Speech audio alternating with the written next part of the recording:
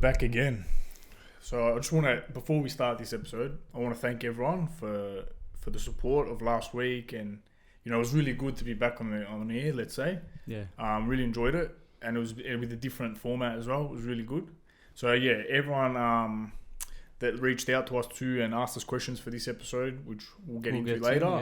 Just want to thank you guys for that, and then also make sure to follow us on all the podcast platforms and socials and everything like that, and give us a rating if you can. We're on everything now, Apple, wherever you get your podcast. So give us a follow, rate us, follow us on all our socials. So we've got Instagram, 100%, Facebook, everything. Most active on Insta, but so let's get into another episode. Another week. So we'll just go, I guess, a run through what we're going to talk about today. Also, we've got a guest lined up for next week. We'll get into that a bit later. I thought today maybe we'll just sort of ask ourselves some questions maybe we've never asked ourselves about our career, and what we've been through and stuff like that. Mm-hmm. We'll also get to, like you said before, our post that we made a couple of days ago. People who wrote in about their own stories or any sort of, what do we say about questions, stories, anything like really that, that you want to, because we've got a lot of feedback with people saying that they resonate, like they could relate to things that we were saying. It was honestly like amazing. So it's really good, So we're happy to, we want to have that dialogue with you guys and be able to talk about certain things. So I think it's nice as well. Like the interaction's good that we can have. And like I said, everyone's got their own sort of shit they've gone through. Story, football's a 100%. big world, so I think it's nice to mention and have a laugh about it too. All right, so we've got a few questions here. I guess some questions I've never really asked you, because we don't really talk a lot about that. Not really. And I mean, we lived together for so long in Europe. We never thought we just lived every day it was another day sort of exactly thing. Right, man. And it's only now that you get to really think about that. Yeah, exactly. So I've jotted a couple down here. Feel free to go in as in depth as you like. Alright. Don't get too emotional. No, I'm joking. I'm not gonna fucking get on. No, it's right. Well, look, man, some of these things are. Can't help it, yeah? Alright, so... Real men don't cry, bro. Nah, what do you mean, mate? You do whatever you want. Nah, I'm joking. Go. Alright. So the first one I got here, I guess this is a good one. What if you could pinpoint one moment in football, whether it's here, Europe, whatever, what would have been the hardest moment for you as a footballer, and why? Oh, probably the hardest, as in, there's a lot of hard moments that you go through, but I reckon if I had to say the hardest, probably the most where I felt like, whoa, this is real. This is different. I've never experienced anything like that. It would have to been the first, when we found out about going to Pescara. Oh yeah. And you always dream of that was your dream, or my dream, your dream as a kid, and then all of a sudden it's upon you, And then when you rock up there, you're you're handed a kit, Massimo standing there. All of a sudden, you literally feel weak, it becomes real. It becomes real. It's a weird feeling, And then when you go out there, you see they got freaking 17 coaches on the pitch, all match balls, As in coming from here, it's a big deal for us. It's a different sort of environment, Definitely. And then I remember that it was now we're in it. We're in it now. No more dreaming, no more bullshit. This is it, Yeah. And I reckon that initial hour leading up to going there, and then obviously the first 20 minutes, 30 minutes into training, it was just I was shitting myself. I'll be honest with you. And I never felt like that before. It's a weird feeling, man. You know what I mean? It's excitement. It's excitement, but nervous. And I don't know. It is so, I remember on the way there, my heart. And I already had you'd had the experience, but you just can't. I think we even mentioned it last week. It's so hard to describe that feeling, and then to actually tell someone how to prepare for that. Because how do you at that age too? Literally, I was about to say that if that was me now, obviously I'm 10 years down the track now, with a lot more maturity. I've learned a lot more on all that type of thing. My mentality is different, but I'm looking at that as a 16-year-old, and I'm just man, if only I had this mentality I had now back then. Obviously, everyone would love to do that, but I'm just thinking I was, real shy, and you had to really come out of your shell, and it was if you don't sort of come out of your shell, you're just going to get stepped on. So you're sort of forced to come either, you got to sink or swim sort of thing. So correct. that was one of the most... I think the only way you can really deal with it is just get on the pitch. Yeah. Because then on the pitch, everyone's equal again. You know what I mean? Exactly right. And you earn respect. That's it. For me, that's the biggest thing I'd say to anyone as well, is like, when you're entering into like a new team, even anywhere, don't be a hero, respect everyone. Even if they do like sort of disrespect you a bit. I'm not saying don't stand up for yourself, but the way you earn respect in football is on the pitch. Correct. That will genuinely, in the end, if you earn their respect on the pitch, you end up being brought in. That's you know what I mean? That's for me the ultimate thing. Correct. But yeah, that would I'd say is probably the hardest, let's say, most difficult moment. What would you say was yours? Man, I think I've had a few. Obviously, yeah, like you said, walking into the change room, that whole thing we explained last week is always pretty hard. But I think a moment like that any moment that sort of like brings you back down to earth, where you think like, shit, like, am I good enough? What am I doing here? For sure, sort of thing. 100%. And I think I've had a few of them. Yeah. Even, it was weird because like, you know how we're talking about the Puskás Cup last week? Yeah. Where we had teams like Real Madrid, Panathinaikos, big. Oh yeah. We're talking like some of the best players in our age group. 100%. There wasn't a moment in that tournament where I thought I can't do this. Not personally, no. No, but as we got older, and we were in Europe, there were a couple moments where I thought, holy shit, 100%. Like, this is hard, and I think even mentally, like it just plays and I think if I had to pinpoint one moment, I'm not sure if you were there. But we were versing Nice in France. I wasn't there. And we had it was like a practice game when we were with that academy. Yeah. And we travelled over, and we got told literally like on the way there that we were versing the under 23s team of Nice, and they had a couple first team players dropping down because they needed to get fit. Yeah. And I thought, wow, this is unbelievable. So we played. And I was playing centre mid, and to be honest, man, I don't think I touched the ball for 90 minutes. And I came off that pitch, it's like dead. And I thought to myself, man, chasing shadows. Literally, I thought from a youth sort of level to now playing with professional men, okay, at the highest level, 100%. It is miles apart. Definitely, man. It was just an eye opener, and it was just come back down to earth, and you realise, holy shit. Oh, yeah. You know what I mean? When you're just chasing shadows for 90 minutes, I literally questioned my whole career. Just that moment coming off, I thought, what the hell am I doing? I totally agree with you. And I feel like, because the way football is in this country, we're going to touch on some of that later on in the show, but we're going over there. So, like, let's say technically, I think that's our strength as players. That was our sort of technical ability. We weren't as physical or technical players. Yeah. So we're going there with good technical ability, but I feel like we're 10 steps behind the way we're brought up here because of like tactically, the mentality. I also even think all that type of thing. I even think physically. Physically, we're not like for that in that game, for example, man. I'm talking these guys were like athletes, 100%. Like, but it's not quick, like physically like built like. It's this mentality like you gotta be strong, you gotta break legs. No. It's all bullshit. The mentality here is all fucking stupid. 100% agree.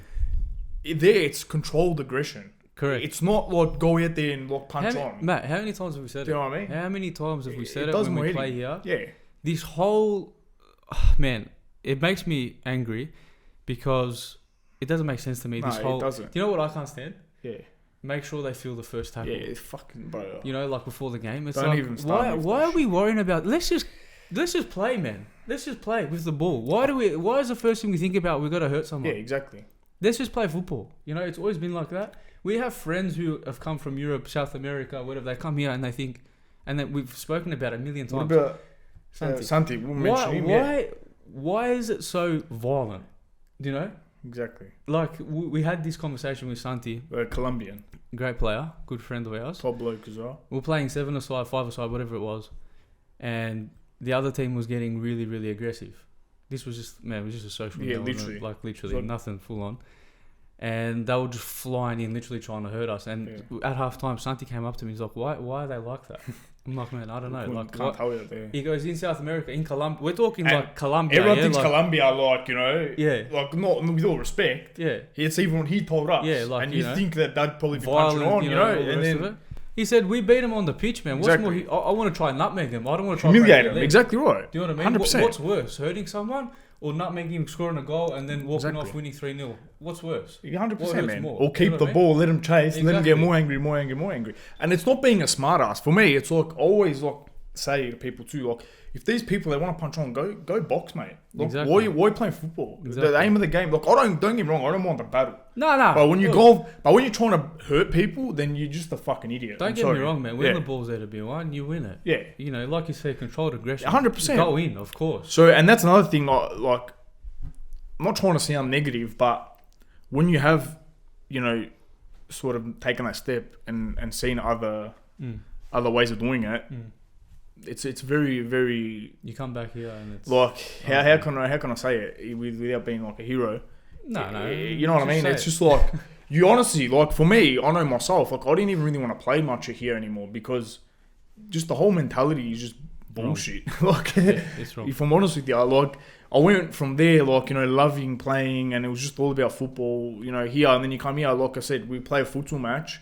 And people try and break your legs because you actually can have a first touch because you're not a freaking potato that they can't control the ball. Yeah. And it's like, man, like, what is it really worth it? You know what I mean? So, definitely, I think that's a big problem. Yeah, it's and I totally get that as well. Like, I sort of had to push through that shit. Yeah. And like try and push it back so I can keep playing. But only this year I've gone back. Well done. I'm back, boys. Very unfit. It's alright, man. But it's alright. We'll get there. I'll be there Altona next year. Alright. Next question I got down here is, when did you realise the dream was over and how did it feel, pretty much? Is there like a moment that you thought to yourself, that's it? The moment for me was when I actually came back. Because I reckon when I made the decision, it was all like adrenaline pumping, just anger. Then like, I know you went through similar things. It was like, you know, when you come back and you're like, now what? I'm lost. You're literally just sitting there. Like it comes to you. Like I can't pinpoint the exact moment, but I remember sitting there, like you know, and I'm like, so what now? What the fuck is life now? Like literally, because another thing you got to understand is like from the age of I don't know 11, let's say, almost every single day was occupied by football. Yeah. To the point where even if it wasn't a weekend, it'd be like we'd be together playing football, or like our sisters would be playing. And would be there, not watching, playing. You know what I mean? Like all that type, just the whole, you know, after school, before everything school, revolved around the football. Yeah. So then you come back and then you're like, you think that you were going to do that for the rest of your life, sort of thing, and then all of a sudden it's like comes crashing down. Yeah, and especially I know myself, I'll never really like, not like it wasn't freaking a drop kick, but I didn't always had football in my mind. School was like, yeah, don't worry about it, you know. Then when it comes to like the reality that you're not playing football anymore, you're like, yeah. Now, like literally, I was that lost. I'd never felt, and that's when like maybe the mental health sort of things start coming in. Yeah, yeah. Because like I know at that age, like I said, we used to think anxiety was like, you know what I'm saying? Like you go through down, sad, whatever. But then all of a sudden you start feeling these emotions, and then like obviously now we're a lot more educated as a population, as human beings on it, and then you start going through those things like Jesus Christ, you know what I mean? Like what's there now? You go from riding this like high to just all of a sudden just come crashing down, and it's like even though you've got your whole life ahead of you, let's say, in our heads, it's moment, like life's over. You know what I mean? Correct. And it's trying to come to terms with that. Correct. To then be like, all right. You know, it took a while. Like, don't get me wrong. I know you went through the same thing. I'm pretty sure there's thousands of people that have gone through the same thing. 100%. And that's why we started what we're doing now. And Cultural Club is because we thought of how we can still keep the passion alive in some sense. Yeah. And you know, enjoy what we do and whatever. And even though we're not playing football, but at least we're still turning up a negative into sort of a positive, you know, because otherwise you could just sit there and be miserable all your life. But exactly. Where are you going to go? You know what I mean? I want you guys to like, you know, if you've had a similar experience, like share it with us, you know. 100%. I think it's important to talk about these things. So. I'd say that is the time when it hit me the most, when I was back the first like few weeks. Yeah. Whereas in the moment you're making decisions more on like anger, emotion. Then when everything settles down, then you start realising like, Jesus Christ. Yeah. What about yourself? Like you, I don't think I can sort of pinpoint a moment. Yeah. Because I think I was in denial for a very long time. Yeah, of course. 100%. Like, there was a long time where I thought, oh, yeah, no, I'm just going to go back. Yeah, of course. Like, nah, I'll just keep training, like, every day. Yeah. Whatever it is, I keep telling myself, I'm going to go back, Yeah. I remember when I came back for Christmas, so that whole story I told last week, when I was supposed to go back and didn't go back, you sort of got that, oh, man, how to explain it? I sort of had that comfortable feeling being back. Yeah. Do you know what I mean? Because you're not on it. Like, when you're there, you're always like, you've got to impress. Yeah. I've got to get that every day is a like, challenge. Like, you're never comfortable. No, you're at war every single day. Because unless you've signed even if you have signed a 1 year, 2 year contract, doesn't matter. If you don't perform, you're on the bench. So Correct. every day is a challenge. So then I think I was fighting like a battle in my head. Yeah, where like, it was like, all right, am I ever going to go back?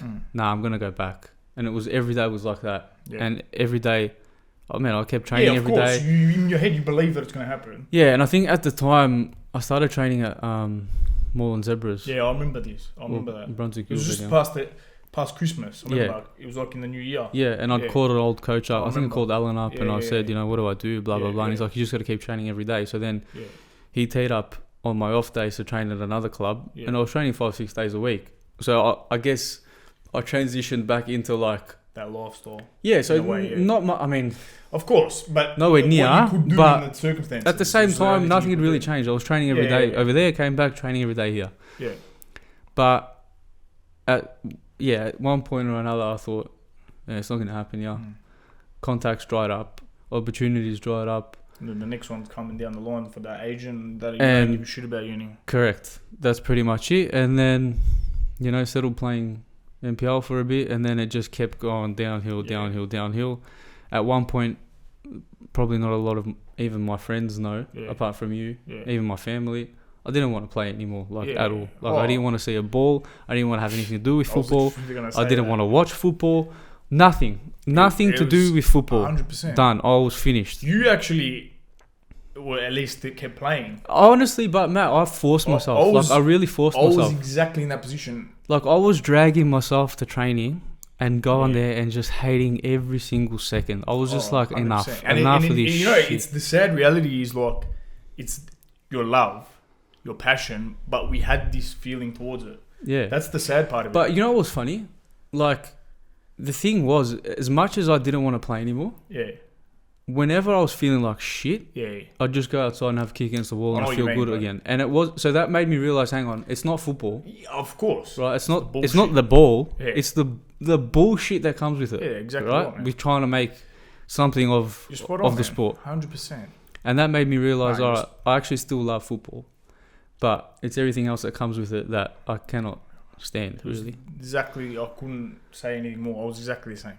That's why I've only now started to sort of go back. Yeah. But obviously, things have happened to allow this to happen or sort of make me do it. But even when we used to play futsal and stuff, it was I always still had that G up, that pre-game, even though it could have been some bullshit kick around, that feeling. But that first year, 2 years, oh man, I didn't want to know. I know. To the point where now, I'll sleep 3 hours a night. Yeah. Go to work, I'll watch Milan play or whoever play. I don't care. You know what I mean? I'm just happy because it makes me happy. I don't care about not sleeping because I know I've done what I like. Yeah. Whereas that first 2 years, I was exact same. Yeah. Man, how many people used to tell us, come play here? Yeah. Even others used to tell me, come play. Yeah. Oh, man, fucking, I don't want to know, Yeah.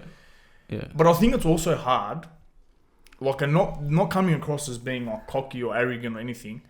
When you've experienced the level... it's very hard as a competitive person to then bring yourself down to a lower level and keep that motivation. Yeah. You got to have something that's driving you. Correct. Whereas now you're playing for the pure love, let's say. Yeah. An escape maybe from your everyday world or whatever. Correct. But when you've come from trying to be an elite to then coming down, it's I looked at it as why am I wasting my fucking time? Correct. I'll be honest with you. That's how I looked at things. I 100% agree. I don't think now as I've gotten older, I look at football as a different... as an outlet, as just go relax, enjoy it. Yeah. You don't have to play with that pressure like you did back in the day. Every session you putting that pressure on yourself. It's hard though. But it is hard. It's hard. I still would demand a lot more from myself and probably from my teammates because that's how we're built. That's how we run. Yeah. For me, we wouldn't have these experiences if we weren't wired that way. Correct. Because if you're gonna have that losing mentality, what's the point? It's like when people say play for fun. No. Okay, I understand play for fun. For me, fun is winning. Correct. So if I'm gonna play there and just be like, oh, I don't care if I win today, I don't care if I lose, then for me, fucking don't even bother playing. Yeah, and I don't know. That's how I see it. A lot of people who you know me, who yeah. know us, know that we're a bit crazy with this stuff. And but that's the way it is. It's just that we can't help it. Like 100%. Our mates hate us for it, especially I think me, I'm a little bit more vocal. Yeah, I'll just a shifty. I'll just start cheating or something. Yeah, like we play. Let's go play social once a week at whatever, and have a laugh. And I think let's do that. Like it'd be fun. And sure enough, it's not fun because when you're losing, it's not fun. Yeah. Nah, see, I reckon you're the more calm. You get angry, but I'm more aggressive. I'm more aggro on the pitch. You're more can control yourself. I feel like it depends. But the thing is, then I'll get angry after. Yeah. And then I don't want to talk. I don't want to, and then my girlfriend gets upset because I don't want to talk because we lost. And anyway, it doesn't matter. Yeah. But what was I gonna say? Oh yeah, I totally get that whole thing of trying to transition back into this sort of football. And I can honestly say that I probably haven't been the same player since I got back. Nah. I've progressively gotten worse. Of course, man, because you pick up bad habits. Yeah, 100%. All the bad habits start coming back. Exactly right. You get into, shit thing. I can't. You understand what I'm talking about. But not only that, like how can I? With all respect, but like when you're playing at a team that you're either professional or you're on your way to there. Yeah. Everyone's motivation is high. Their work ethic, this, that. You got players that you come near that they can't be fuck training. I want to have a dart. There's nothing wrong with that. But that mentality during training, you want to be like going at it. And 100%. But then you fall into that relaxed mode. The one thing that I could never understand coming back is. Like, say you're at a club, whatever, you train twice a week. Yeah. Right? Twice a week. I could never understand someone who couldn't be bothered twice a week. Yeah. Like, someone rocks up at training, I can't be fucked today. Mate, it's literally like an hour and a half. But not only that, why are you here? What? No one's forcing you to be here. Exactly. That's how I used to see it. For me, it was just like, come in, do the work. Exactly. Get out. Like, it was, if it's 2-3 times a week, I could never understand the whole, like, man, in Italy, because obviously we talk about experiences that we've had. Yeah. We're talking like when we trained with local teams who were in non-league, they were training 5 times a week. We're talking training on a sand pitch. That's how local league we're talking. We're talking like Sunday league. Yeah. And this is no bullshit exaggeration. Yeah. We trained more with them than we did at our NPL club here. Exactly. At senior level. Yeah. Yeah. And that's not. We're not trying to like be negative and be like, oh, we did this, we did that. No. We're just trying to bring the light to how backwards shit is here. Because that's the reality of it, man. Definitely. And I think the World Cup of the Socceroos actually doing something is actually hidden a lot of these cracks. 100%. Or it's going to hide a lot of these cracks. Because they're going to think, oh, the national team, this and that. 90% of them, they've all been brought up in Europe. Correct. And number 2, all right, they went on a good run, but it doesn't excuse anything for the development of players here. No, not at all. And I remember saying to you, know what I mean? If the Socceroos get through, I think it was like against Denmark. I said if they get through this round, it's going to be the worst thing for Australian football. Even if the game against Argentina, because they did play decent. And don't get me wrong, man. I loved all the passion, Federation it's Square. good, man. That's great to 100%. see. I absolutely love that.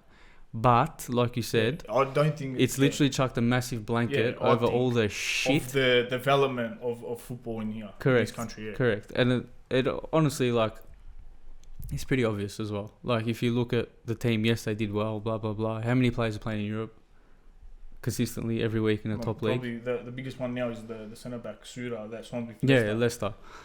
Anyway, this is a whole other discussion, but yes, I 100% agree. We're trying to stay on topic here of the local and development of players, and I think that's the problem as well. Yeah, big problem, which I think we'll probably dedicate a whole episode to. Yeah, we can. And we'll get people that are actually on the ground, let's say, and they can give us their sort 100% of view on it as well, because we got a few people that are actually involved in the scene, so we'll get them on I'm the sure show. We'll get them on, have a good chat. Yeah. Next thing I've got down here is like, what was the biggest sort of football culture shock for you, and how did it change you? Like, as a footballer, as a person, what was something that really like, whoa? I think tactically, it was a big culture shock in terms of when you come here or when you come from here, you know, you play, you let your sort of skills do the talking, whatever. You're not really concentrating. Whereas then when we went to Italy, it was all about like when he has the ball, you should be here. When he had, that movement, like you start thinking about what's happening off the ball. Yeah. Instead of just like, make sure if I'm a winger, just tuck in. Yeah. It's not like that. It's like, yeah. If you're a number 8, whatever, make sure you're available when this guy, when he has the ball, you tuck in. Get in the box. Yeah, exactly. Way of the coach and that. And also the mentality. Here, it was like all fun and games. But then you're going to like Europe and it's like for example, we're at a club in Italy and I sat next to this guy for about months. And I don't think I spoke to him for the first 3 months. No, he didn't say a word. He didn't say one word. Because obviously, like, we're trying to take his position or I'm trying to take his position, whatever. But what I'm trying to say is that here, like, it wouldn't happen. No. People be, you might be a bit awkward the first 2 sessions. Yeah, and then you know. But then it's like, then you start realising in your head, it's like, that's a sort of a shock. It's a cultural shock because you're like, fuck. He just want to talk to me. Yeah, you know what I mean? Like, what have I done? What have I done? Yeah, exactly. You start like being, was I arrogant? Did I say something? Hand, But then you got to get that shit out of your head because you're here to do a job. Correct. So you're not there to make friends. That's right. And it's you can't be too nice. No. You know what I mean? So you got to develop that in you. That was, I think, a big thing for us. We were too nice. Yeah, you got to develop 100%. And I think the thing that sort of got me as well was with my first experience in Palermo.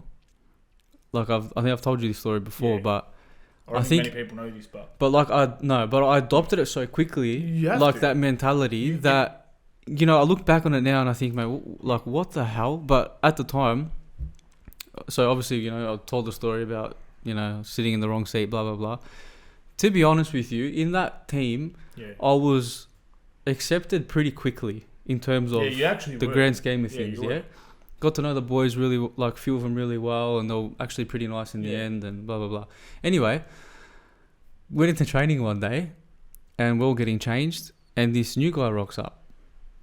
I look at him, and he's wearing thongs, like Speedo brand shorts, and like fish out of water, pretty much. Literally, he looks so different, and in my head I go, this guy's gonna be Aussie.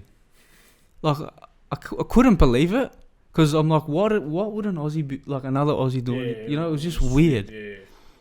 I'm looking at him like, 100%. He's like, he has to be. He has to be. English or something. Probably not even. Nah, thongs and stuff. I'm like, nah. He just looked like he shouldn't be there. So anyway. So he sat down, quickly realised he couldn't speak Italian. Yeah. Right? Now, for me, what do I do in that situation? Do I get up, go sit next to him, welcome him in, and then get judged by everyone else? Because they didn't do that for me when they don't do that for anyone. And now that I was accepted, it's like you sort of then going 10 steps backwards. So correct. You're part of us. Exactly. What are you doing? Sort of thing, right? Like he's here to take your spot now, and you're gonna go shake his hand, sort of thing. Little hierarchies of the change. That people don't understand. Yeah. So I was like, what do I do? Do I tell him I can understand him and that I'm from Australia as well, or do I just pretend I don't speak English and I'm Italian like all the rest of them? Yeah. So I pretended I was Italian. Like all the rest of them. And then I remember like he wasn't there for that long. I think he was only there for like 3 or 4 days. And then I remember the coach saying, like it's his last day sort of thing. And I actually went up to him and I said, hey man. And he's like, you fucking what? bastard. He literally looked at me like, what? And I'm like, where are you from?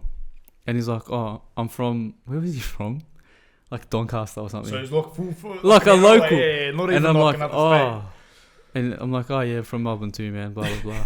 And he's like, what the hell? Like, why didn't you? And I'm like, oh yeah, like, sorry, man, it's just the way it is, blah, blah, blah. And in the end, we had a laugh about it.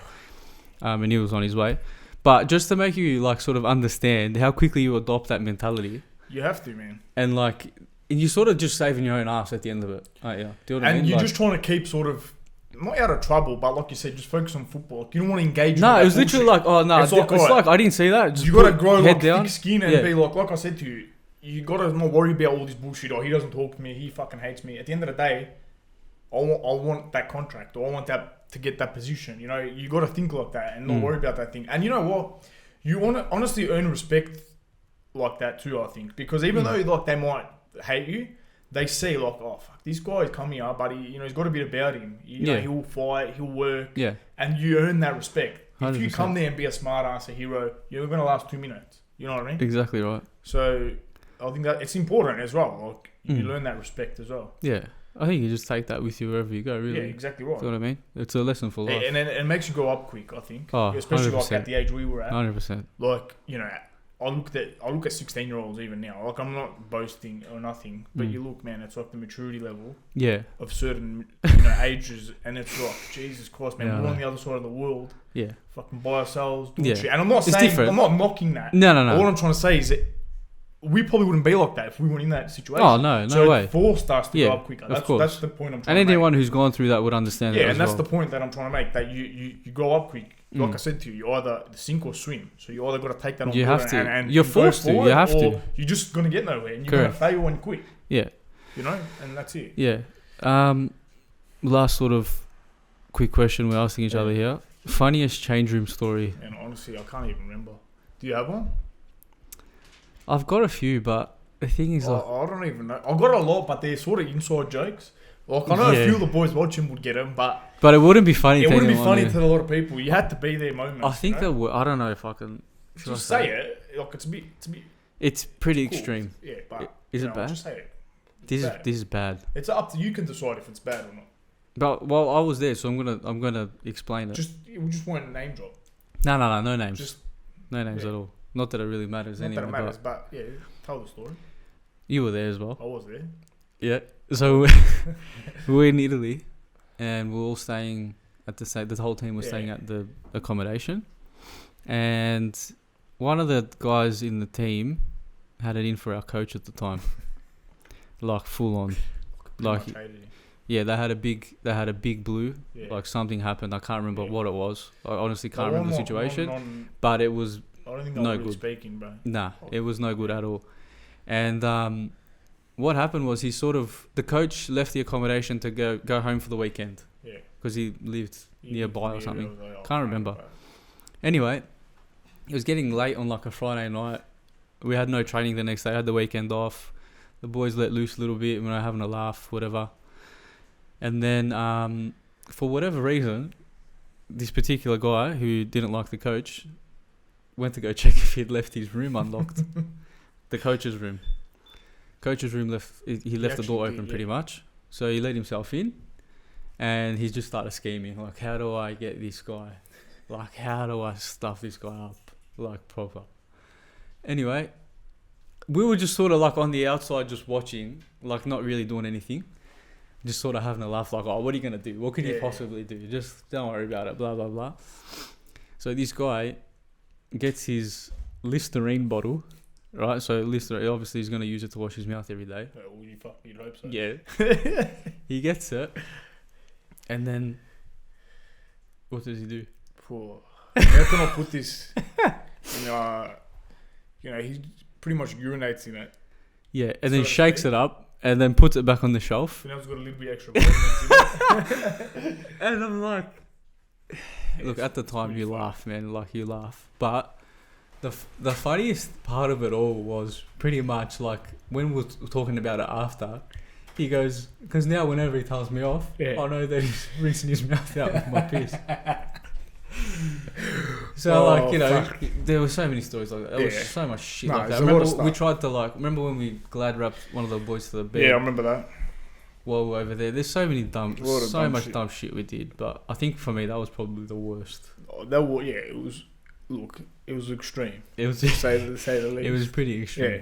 But again, man, young boys all together make a mess. You know what it's like. Anyway, all right. I reckon we get on to a few of the questions sent in. Yeah, a few of the things that we got sent in over Instagram on DM. So, what do you want to start with? From Matthew Scarpino, Scarps, mate. Big Scarps. He sent in. What does he say? Is Italy going to qualify for the next Euros? Well, I hope so.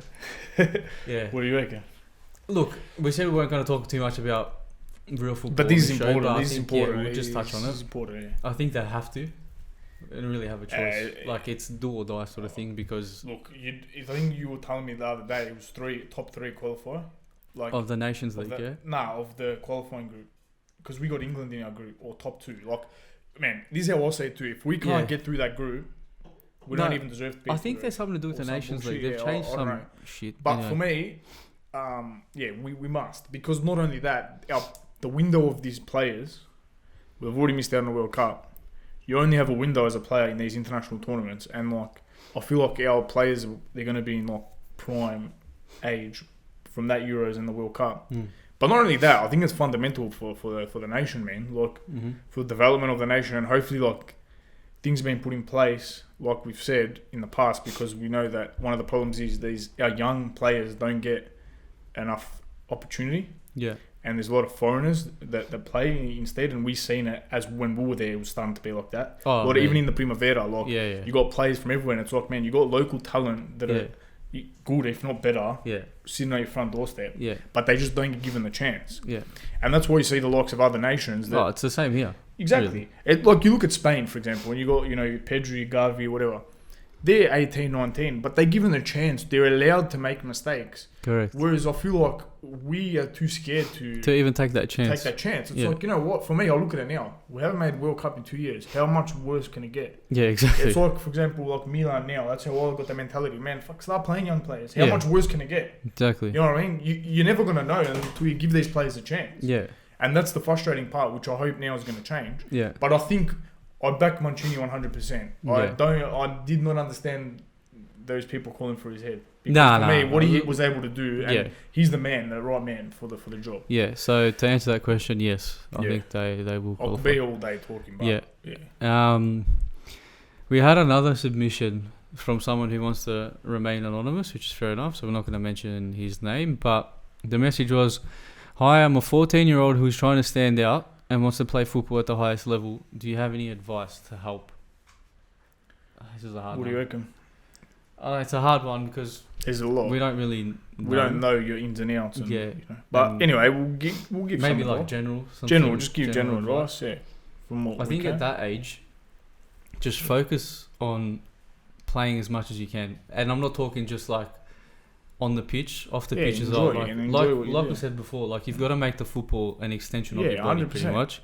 Wherever you go, bring a football. I remember we used to walk around the house with a football. Yeah, exactly. All the time, like dribbling in and out. Wherever we went, we had a ball. Exactly. I think at that age, it's just important that you fall in love with the game so much that that's all you want to do.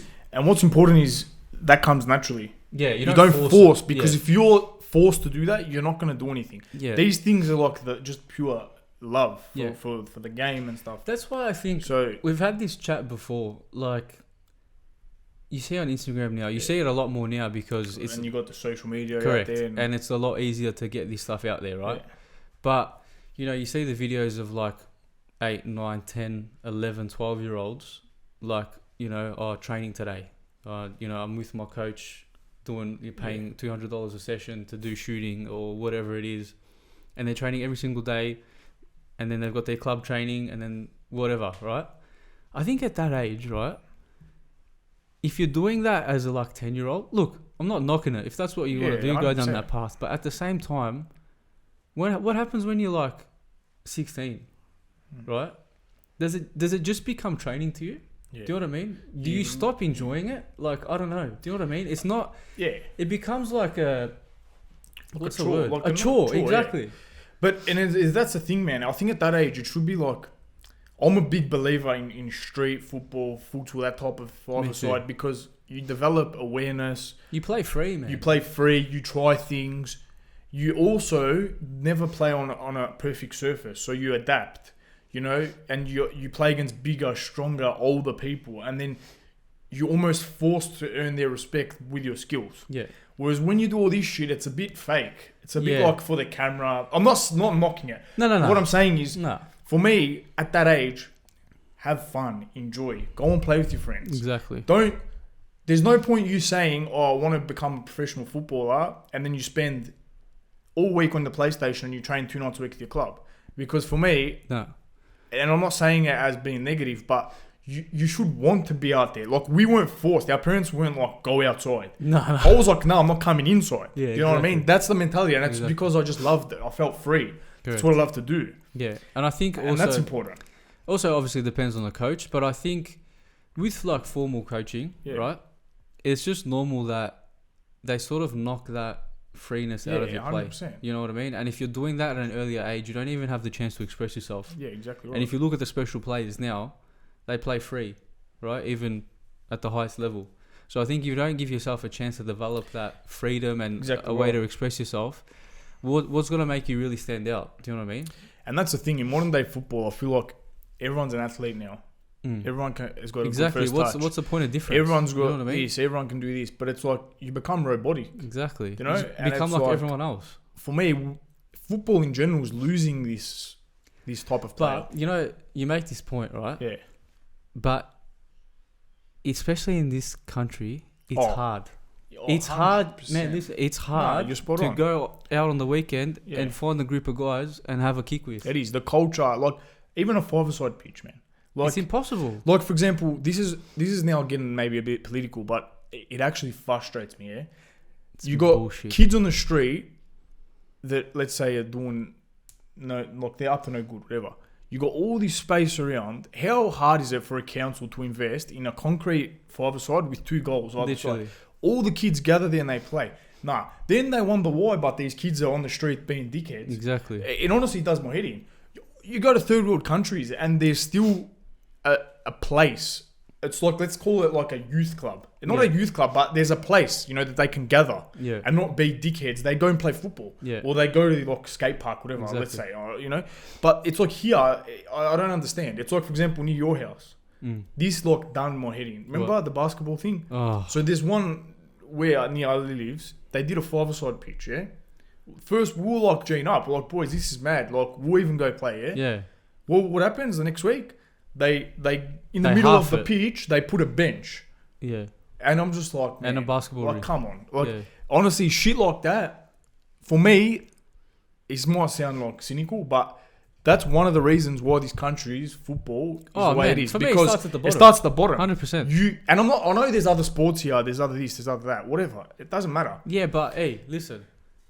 It's the most participated sport within kids. 100%. In the whole country. But you see the interest it got. Italy Euros. You saw what it was like on Logan Street. All Federation Square. Federation Square with the Socceroos. 100%. Look at all the people in love with this game. And when do we start investing? No, exactly. You know what I mean? It's not hard. It's a joke. You go to the park, you see a goal, it's chained up the wrong way around, so you can't use it because the club's scared. Yeah. What's going to happen? Literally. What is going to happen it's so true, if there's a 10-year-old and his mates playing a bit of football, having shots at goal? And then the same people are the ones to say, look at this dickhead kid being a dickhead with his mates, but they're the ones that lock the goals up. It doesn't make sense. So they don't allow the sense. kids to actually have fun. Exactly. It's a freaking goal, man. It doesn't make sense to me. What are they going to do? It really doesn't make sense. What are they going to do? And it's frustrating because, like... Look, I can give numerous examples. One of them being, before I did my knee, it's another story, we went for a kick. Remember? We're going for a kick every week. We won't mention the club, but... No. Yeah. And, we're using... Literally, we set up a 5-a-side pitch. Yeah. Like, the tiniest... What was it, man? It was like 10 by 10. Yeah, not it even. Was just a small pitch. It was only a small group of us. And we're just having a laugh. It was a nice summer's night. We're just having a kick. We got kicked off the pitch by an under-14 MPL team. Right? That used like half the pitch. Half the pitch. They used an 18-yard box. We were near the halfway line. We had to get off because they're MPL, I am so sick of this shit. Like, I'm so sick of it. The opportunity to play in this country is zero. Yeah, it's zero. True. I don't care what you can come at me, anyone, whatever. If you're in a club, whatever, you can have a go at us. I really don't care. Yeah. But I'll tell you straight. This country's getting nowhere in football. I'll tell you another thing like that. This is actually recent. I won't mention any names or clubs, but it's like you're not allowed to train at your home ground. Yeah. No. So they go, there's a condition, but I'll go, yeah. What's a condition? I'm like, maybe we only allowed to use like a certain section, yeah? Nah, you have to wear runners. Why? Because of the cricket team. This is what's wrong. This is what is wrong. And I'm not saying like, not because just I'm not a fan of cricket. I'm not saying I don't give a fuck about cricket. No, I'm not saying that. I like respect other sports. No, 100%. What I'm trying to say is, what type of idiot? Like, I'm sorry, but you're an idiot. Says to like the coach or whatever, you got to train in runners. Like, it does. Honestly, like, it makes my blood boil, and I feel sorry for like the kids now because we're now 26, 27. We had to deal with that shit when we were like that age, and it's still the same shit. Changed. That's what I'm saying. Nothing has changed. That's what's the most frustrating thing. That you'd think in 10, 15 years something's progressed, and they've started opening their eyes. But no, what do? They put people in charge of football that have no idea about football. Exactly. And that's one of the biggest mistakes too. Exactly. And they worry about everything else but football. And it's frustrating. And for me, it's no big surprise why things are the way they are. When people are like, oh, for me, man, it's quite simple why things are the way they are. Like you said, Matt, it starts from the bottom. And I always hear this, there's other sports, there's other this. I get that. But you know what? At the end of the day, football... Yeah, but the numbers don't lie, Football will always prevail because of the size of the sport. Exactly. The business side of it, passion, it's worldwide, there's culture. And not only that, you speak to anyone in the world, not everyone, but 90% of people, they will follow a sport, but they'll always follow football. You know what I'm saying? Yeah. There's not really like, for example, I'm just using as an example. I'm not having a go at it or nothing. But for example, you can speak to someone else who likes a sport. They're not going to tell you, I support Carlton. Yeah. Or support Brisbane. Yeah. Because it's like a sport that's just here. And there's nothing wrong with that. No. But what I'm trying to say is you can't compare the two sports. No. That's the biggest mistake. When people try and compare. No. For me, AFL is the way it is, and people that love that, good on them. You know? Yeah. Like, we'll watch a game of AFL too. There's nothing wrong with that. But what we're trying to say is, it's not even a comparison. The probably only sport that can compare with football, and it's still not even close, is NBA. Yeah, basketball, yeah. NBA with the terms of the money, or NFL too. And the interest. That has a lot of interest and money, business-wise. But otherwise, there's no real argument. No. So, for me, these people that say all this stuff, it's coming from a spot, like a place that I don't see the argument. I don't see the discussion. Exactly. For me, you build it and they'll come. Like, so, you know what I mean? Like, just give... I don't know. These kids need the opportunity to play. It's simple as that. And it's good, but why wouldn't you rather kids on the street... like playing football, meeting other people, exactly, same passion, instead of sitting on their ass playing PlayStation, or I'm playing Fortnite, I'm playing this, I'm playing that, and then they, you know what I mean? Then they end up depressed, exactly, and they're overweight, whatever. And I'm not saying all kids are like that. No, but what I'm trying to say is, just for an me, example, you're promoting actually not only the game, but an actually healthy lifestyle. Yeah, exactly. You know, get outside, see the sun, have fun, see people. Yeah. Don't lock yourself in the room. Yeah. You know what I mean? It doesn't make sense to me. Like, it's not that hard. Yeah. I get this country with all these rules and, you need a permit these days to walk on the freaking street. Walk straight out. Soon you're going to need a permit to walk on the footpath. Yeah. But anyway, that's another story. And then I'll guarantee you the council will come back and say, oh, yeah, but it's some red tape bullshit. Mate, you know what? If you really wanted to make it happen, you'd make it happen. I don't give it, I reckon it's all bullshit, It's time to change. Exactly. It's time that they make an effort and stop, their backwards mentality and start looking forward. Because realistically, I don't understand why you wouldn't. There's no reason. Why wouldn't you want to improve? No reason. The most popular sport in the world, and as you said, these aren't numbers that we've made up. No, it's the most participated sport in the country. It went all over social media and during the World Cup. It's one of the least funded sports. It is the least funded. What was it? Golf and everything had more than foot. How is that possible? How is it possible? It's not like we're making up numbers or we're saying... We're not making these arguments up saying... To favour us. 10 people play football. No. A lot of people play football. And not only that, a lot of women now play football too. So it's both genders. Exactly. So... And the World Cup is here. He's in the World Cup. The Women's World Cups. Yeah. It's a no-brainer for me. But we'll see what happens. All we can do is just... voice our opinion and try and do something. But we should try and do something, I think. I think there's many people out there with the same... Yeah, look, I'd love to one day be able to, build five-a-side pitches in every suburb. 100%. But where there's a playground, there should be a five-a-side. 100%. It's 100%. You know what I mean? Wherever kids got young teen, whoever can gather, there should be a five-a-side pitch. Exactly. And it's not hard. It's really not hard. You literally, I'm not saying it's got to be the size of a futsal court. No. But within you got two, even metal goals and concrete. But you see with basketball rings everywhere. Exactly. There's people playing all the time. Exactly. What's the difference? And it's only got to be an extra half with goals on either side. And you could even put like soccer goals and basketball rings. Yeah. So then you can accommodate both sports. Correct. And I can guarantee that if things change and you get more kids playing, the level's going to years to come is just going to get better and better. The infrastructure then 100%. People invest in the sport more. Exactly. And then not only that, like we said, the actual player becomes better. Yeah, because they're out there every day. Exactly. They're exposed to that. And it's enjoyable. Without them realising they're improving as a footballer. Yeah, exactly. You know what I mean? Exactly. It's not even training. It's just enjoying yourself. So, yeah, anyway, rant over. Yeah, I mean, that's another one. We'll be all day another whole episode on this shit. Anyway. Anyway, moving on. Last thing that got sent in was a voice memo. I'm not going to play it. But basically, it was just explaining the situation in someone's club at the moment. Yeah. And they just want our opinion on the whole situation, sort of thing. I haven't actually heard his voice. So I'll just sum it up. Yeah, sum it up for me, please. This is a female. Okay. Playing in a State 3 club in Victoria. Yep. Right. She missed one practice game. Right. Mm-hmm. Couldn't make it pre-season practice game. Yeah. Apparently the team won 11-0. Yeah. Her team won 11-0. Yeah. So a nothing game, really. Yeah. She was left out of the squad. Right. Mm-hmm. And was forced to train with. This is a senior team. Yeah. Was forced to train with the under-16s on Tuesday night, while the team went to a team dinner. Right. Yeah. As punishment, knowing that some people in the team dinner hadn't gone to any training sessions beforehand. Right. Yeah. So this person just wants to know what's our opinion on the whole situation, and I think there's like a billion stories like this anyway. Oh yeah. But look, looking at it from an outsider, for me, I don't understand like the coach why you wouldn't speak to the player. Correct. Like first and foremost. Yeah. Yeah. Get the real. There was no communication. What's behind that? You know what I mean? Like obviously she couldn't make it for a valid reason. Yeah. And if there's other players doing the same thing, why is she being treated differently? Yeah. You know what I mean? And I think it comes down to that, like player management. Correct. Which is dog shit in this. Doesn't seem like it existed in this situation. No. And it's shit like that you just so easily can be avoided. Oh man, and and the whole thing was at the end she's now leaving the club. And there you go. Just for something like you said could be avoided with a phone call. Literally just a phone call.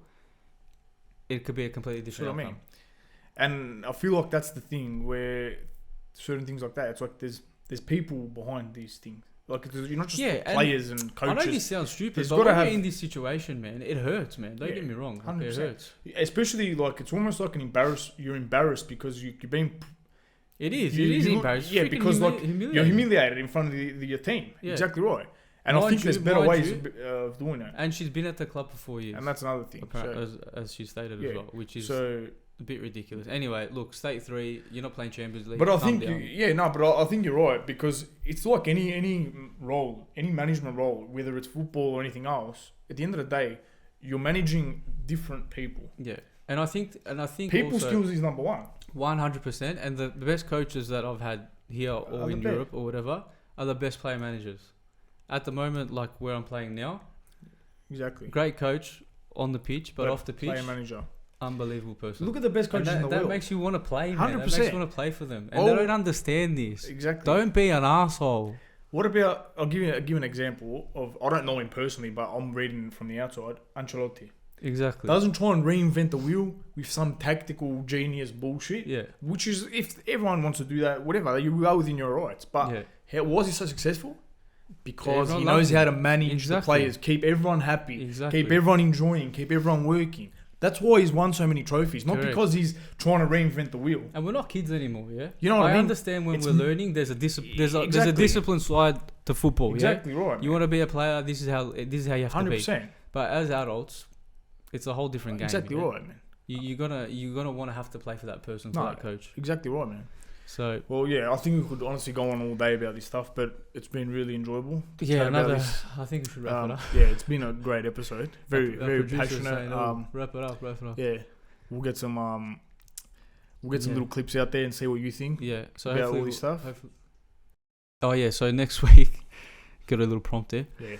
So next week we've got a guest in, a very close friend of ours. Very good, won't drop his name quite yet, but he's gone through a lot of things as well. Yeah. Injuries, played at a high level, lots of opportunities. So he'll get an opportunity to tell his story, and we'll have a laugh and catch up. We haven't seen him for a while. In years, so it'll be a good catch up for us as well. And we might be in a new studio as well. Depends. So we'll let you know what's going on. So if you haven't already, again, follow us on Spotify, give us a rate. Follow us on our socials, the Almost Made It podcast and Cultural Club Official. And yeah, we'll see you next episode. Thanks for tuning in.